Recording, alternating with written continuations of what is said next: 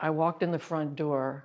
It was pretty raw. I mean, in terms of it was a lot of original shape, a lot of 1940s renovation on the inside, but I could see from the whole shape of the building that it was a beautiful federal building. Light from the west here, these beautiful federal windows, unimpeded light coming in from the west in the afternoon. I get a lovely east light up in the library. And I looked at the space and said, oh my God, there's the greatest studio I've ever seen. The Hudson Valley light is beautiful, as many artists know. That's why it's such a draw for artists. When you find it, it's just something magical.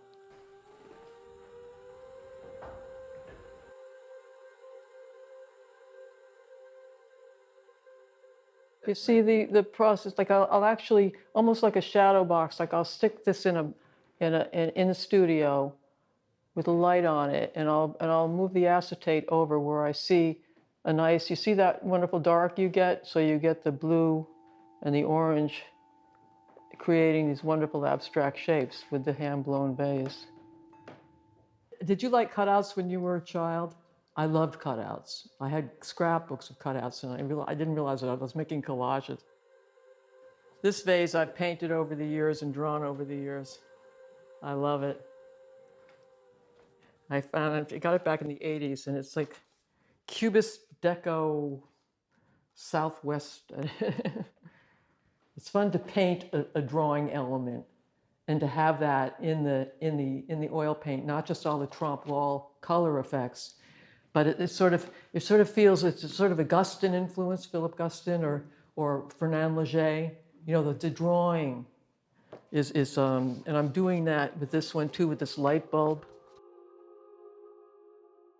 I love some of the interior designers. I just love what they, like watching them, talk about their fabrics and everything. I mean, they're so cool. In the Inner Space series, you can all of a sudden just bend it and shape it.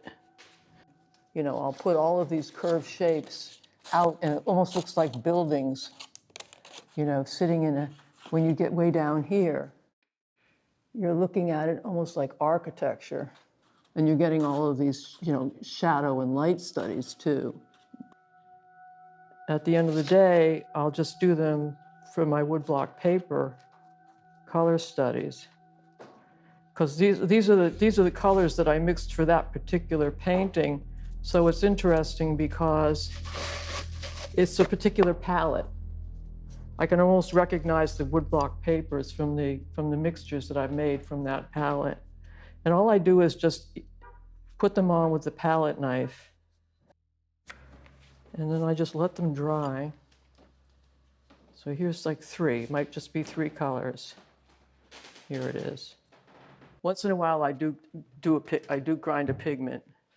And I've been collecting these like since the 70s, but like for a beautiful cobalt violet deep that you just can't get, I'll grind it. This artifact color series, where you see here's the papers, and you see what I've done is I've cut out from the papers shapes, and it's a color, it's a way of seeing opaque color become transparent. You see that? It's the way it looks like you're seeing. It looks transparent. So I've made all of these artifact color studies, and these are all opaque mixtures, but they give the illusion of transparency. And that's what Joseph Albers taught. So he was a big influence on me. It's the interaction of color. I'm really all about the interaction of color, what it's doing, how it changes constantly, and how one color changes completely in relation to the others. I mean, it's